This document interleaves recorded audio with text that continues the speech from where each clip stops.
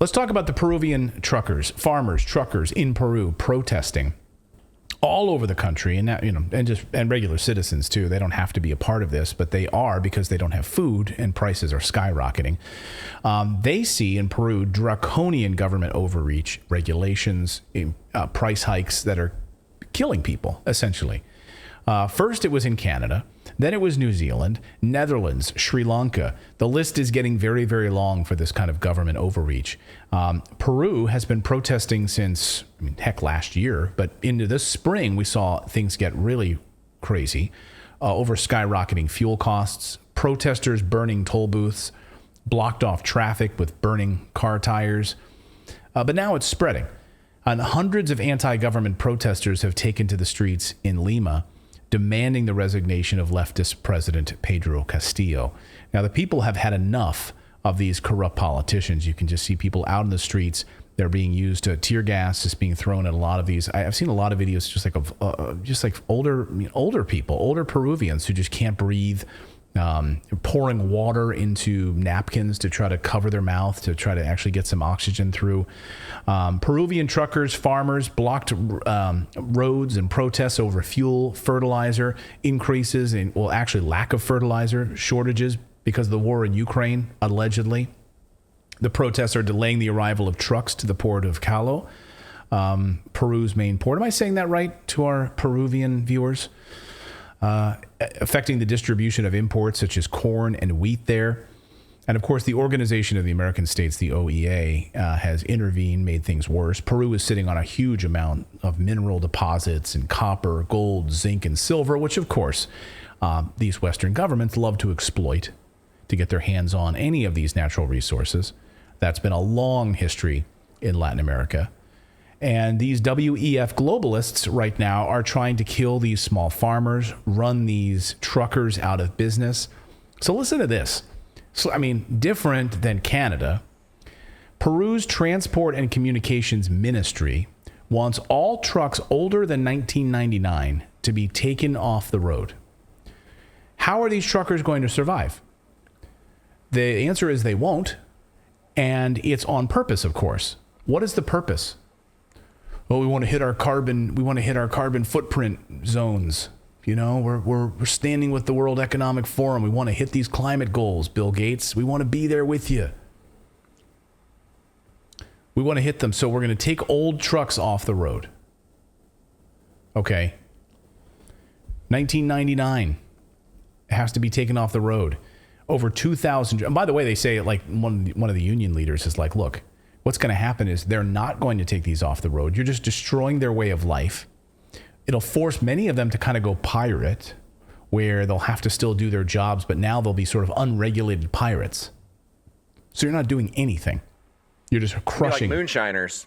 Right. Yeah, exactly. They're just going to go to the hills and do it there. Mm-hmm. You're not going to get rid of it. You're just going to make it worse. You're going to ruin their way of life. Over 2,000 trucks would be scrapped and demolished without any criteria for how truckers still recovering from the effects of COVID lockdowns. Well, that's not even mentioning the fact that it's going to affect the people that they were delivering stuff to. It affects your civil or your citizens as well, not just the truckers. The truckers are an important part of it, but at the end of the day, it's going to affect your citizens even more. Cole's Towing in our chat says, 1999 is actually pretty old for a commercial truck. But my point is, if it's still running, and what these people are saying is, we maintain them, we're still running them, then they're fine. Like, why are you forcing them to come off the road for some sort of climate target? These people can't afford new trucks. What are you going to do? Provide some sort of a stipend for them to buy new trucks? This is like the argument in the United States about, well, we're going to eliminate all your fossil fuel cars, your hydrocarbon cars, and we're going to force you into buying $65,000 electric vehicles. Okay. But of course they know they can't afford them. Go ahead. My question is, has a government banning something ever worked? Ever? Like, I'm sitting here like I'm racking my brain because David brought up the moonshine. I'm like, that worked really well because it totally got rid of alcohol. It just created crime syndicates based on it. Like, I can't think of a single thing. Oh, I got one. Banned by a government. What's that? In all of the Democrat cities, all of those gun restrictions. So there's no crime now in a lot of the Democrat-run cities across the United States. They have the most stringent gun control regulations. No, that didn't. Yeah, I don't know. No, maybe. you're wrong. Maybe. I can't think of any, like a single time where banning something by a government has fixed anything. Yeah. And I seriously, I'm like thinking hard on this. Yeah, I was going to say Nickelback, but that wasn't the government. That was the music industry. So, Milli Vanilli. yeah. Actually, I just watched the guy from Milli Vanilli do a concert, and he actually can sing now, and he was singing those songs.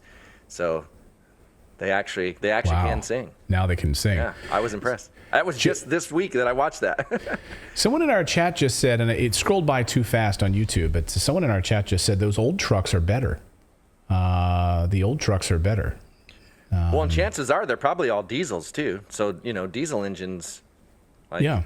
You could if you wanted to, you could actually retrofit some kind of exhaust thing on them and make them better. Like you wouldn't have to scrap them. It's also about control, It's Totally. about having That's all it's about. it's about having electronics in these cars. It's about monitoring these cars. It's about monitoring your carbon footprint, right? It's about getting to this net zero garbage. By the way, Natalie and I just finished an amazing book by Michael Schellenberger called Apocalypse Never. If you know anyone in your family who's like a climate, like an eco-terrorist, like a crazy climate person, have them read this book and tell them, do not talk to me until you read this book. And if you don't walk away from this book as a huge fan of nuclear power, then there's something wrong with you. But Well, again, it's crazy. I can't say this on YouTube because we get suspended. But I've been doing these the locals exclusives for our members, and each one that I've been doing is a completely different thing. But when I put it all together, it comes back to a single narrative every single time. I can draw a parallel, and it's very scary. The parallel that keeps being that I keep coming to the conclusion. yeah. It's all connected. I interviewed Whitney Webb. She's going to be on the show later this week. We're going to share that interview. It's an amazing interview. And there's all of these like tentacles and narrative. Like it just all comes together. Like it's all tied together with these globalists. Once you understand that and you pull it back. So you have 2,000 trucks that are going to be scrapped, demolished without any criteria. I see people in the chat, all through the chat, saying old trucks are better built. Stop the carbon lie, says iScribe. It's like... let's see. Others saying, yeah, these new cars that I have, like they turn off when I don't want them to. Old trucks could run without electricity, purely mechanical, into the 1990s. It's amazing. So again, people are saying it's cash for your old refrigerator all over again. They never died. 50 plus years of a refrigerator is working. And this is kind of tied together because, like, if you look at newer trucks, they've got all the bells and whistles, the electric seats, and all this stuff. I had a Cadillac Eldorado that my grandmother gave me. It was an '93 or '93, and it had 70,000 miles on it in mint condition, perfect car. But in Florida, the electrical system went out, and I couldn't, like, the car wouldn't even run, and I had to total it. Because of the electronics. These old vehicles still have crank windows. They have, like everything is more manual. So they actually are easier to work on. They're easier to keep maintained than any of these newfangled electronic things. Yeah, my father-in-law runs a landscaping company in California. He rebuilt a whole engine with my kids for a summer project, a whole huge, big, I think it was a big digger built from the ground up. It was his first one that he bought when he started his landscaping company like in the 70s. And it was all rusted and, sitting there, and they rebuilt it and works great, and it was like a giant tiller, I think. And it's amazing, some of these old machines and how well they're built. So the people in Peru, they say the government is raising the cost of just about everything, and they can't afford to eat, fuel their cars. Listen to this woman. Supported him, and how is he paying us back? He's raising the price of sugar, flour. When has it been like this? Our children are hungry, there is no work, and we want a solution. Yeah, they want Castillo out of there, the leftist president. Send him back home, they say. Listen to this woman. The president has forgotten the poor people. Everything is expensive. He should put on his pants and govern well. If not, he should go back to his hometown. Put on his pants. I like that. Put on his pants. And instead of creating alternative means to get fertilizers, Peruvian farmers are facing food crisis. So the government started importing bird poop, going back to guana, bird poop to help. But of course, that's not working. Sort of the worldwide fertilizer shortage. And, the way these newspapers play it, they're like, oh, they're going back to their, it's a good old times, where it's way more inconvenient. So, and of course, Peruvian farmers know that and staged 14 roadblocks on Thursday as part of an ongoing protest over these high gas prices and fertilizer shortages. Farmers protesting shortages of fertilizer after several failed attempts by Castillo's government to finalize an international purchase for the planting campaign that began back in August.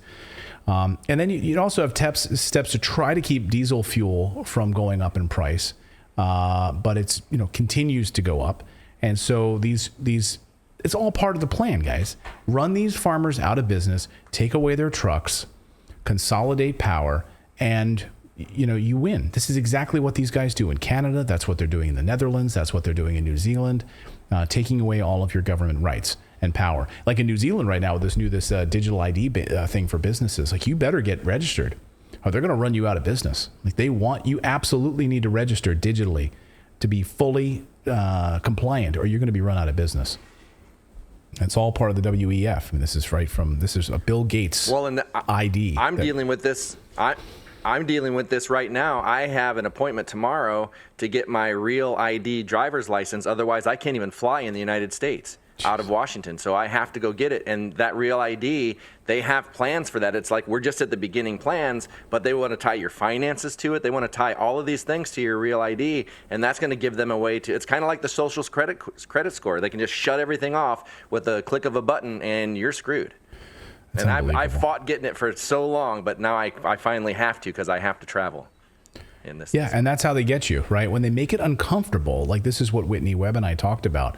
When they make it uncomfortable, that's when you sort of go along with it, right? Oh, you mean I can't do any of this? So then you're going to go and get, I can't serve my country, so I have to get the mandated vaccine to be a member of the military.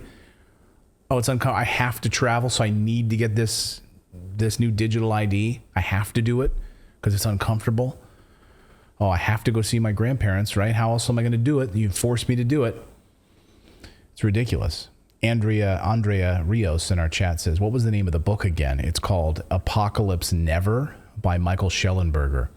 And what's amazing about Michael's transformation is, and I love people who are able to look at facts in their life and evolve as a human being. Like that's what this show is all about, is seeking the truth, right? And go where it takes us. And like if we found out tomorrow that Xi Jinping was actually out on the street, like shooting thousands of people, we would report that. We wouldn't hide it like the Western media or promote it like the Western media. So we want to just go where the facts take us on this show. One of the things that Michael Schellenberger, he was a Berkeley guy, grew up in Berkeley, California. He wanted to, he became a vegetarian because he wanted to save the rainforest, like he was that kind of guy. And he's like, and now he's like pro-nuclear. He understands because of facts. And that's what the book is about. It really is an amazing book. I encourage, we're trying to get Michael on the show. He's an amazing journalist and researcher. So I think most of our viewers can appreciate this as well, how much harder it's getting to actually look into these stories. Any of the stuff that's going on, you've got a powerful media conglomerate that's trying to block everything. Google's blocking things, so you have to really guide yourself through these different rabbit holes to find the information to even report on it. And that's becoming harder and harder to do as well. Oh, it's very difficult. I mean, try to get to access to some websites that are totally blocked. As I mentioned earlier at the top of the show, we have a daily newsletter. It's not a promo for it, but it kind of is. If you go to Redacted.inc, when you sign up, try this. Anyone who's not signed up for the newsletter yet, just as an experiment, try this. Because Google was flagging us, right? So just show you how difficult it is to get accurate information. Every day we cover like 5 or 6 stories over your cup of coffee in the morning. And Google labeled us dangerous. Gmail labeled us dangerous. So that when you got that initial welcome email, it wouldn't even...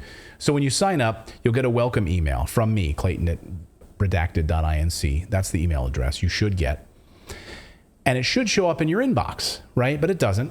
It'll probably show up in a dangerous folder or a spam folder. And Google may even put a flag on it with a little announcement, a notification that says, we've deemed this to be dangerous. Like, who gives you the right to tell them that my newsletter, where we're covering China protests, we're covering what's going on in Peru, we're covering government uprisings, you get to tell readers of our newsletter that it's dangerous? It's unbelievable to me. So just how difficult it is. So I'm just curious, anyone signs up, let me know, hit me a response to where did it wind up? Did it wind up in your inbox? Did it wind up in your spam folder? Or did they label it dangerous? Please let us know. And also, Google has said over and over and over again that they do not actually look at the contents of your email, but that proves this wrong. Wink, wink, nudge, nudge. Know what I mean? Know what I mean? Know what I mean? Know what I mean? It's not right. Well, People say, yeah. Go ahead, Phil. My younger brother just told me yesterday that he was watching some of the episodes from Redacted, and the YouTube app kicked him out. So then when he went to go back and finish the video, it wasn't in his watch history because he had been unsubscribed. Just like that, while he was watching the video, it just booted him and then unsubscribed him. I've heard this from a lot of people. I've heard this from people like, I subscribed to Redacted and I was subscribed, and then I go in and it's totally unsubscribed, and then I don't see your videos and I have to dig for it. They do this on purpose. Somebody told me they were watching a Redacted video. They were about halfway through, and all of a sudden it redirected them to a mainstream media thing, to a video, like in midway. And I was like, I've never seen that happen. But they said it happened. They were right in mid-show. That's why we love Rumble.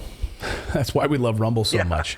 I mean, we want Rumble to be as big as it possibly can. We've got about 6,000 people watching us right now on Rumble. So hello to all of our Rumble users. If you're on YouTube right now, we love our audience on YouTube, and we've been thankful for the platform that we've had here. But I'm telling you, we need to, like, the censorship that takes place is awful. And so we want Rumble to grow. We need it to grow. So please set up a separate account, just at least for free. It's a totally free account at Rumble. Just go to rumble.com/redacted. Okay, that's our channel on Rumble. We're streaming there simultaneously with YouTube. It's censorship free. They do not censor speech on Rumble. So please, please, please set up a separate account. Again, we and try it out. You know, we stream on YouTube and Rumble simultaneously. So if you like it, come on and join our Rumblers over here and say hello to all of them. I'm seeing people in Rumble are saying that happened to them too, in the middle of somebody said it happened watching Crowder. So yeah, I guess it's happened to more than one person. Yeah. Click the like button, everyone.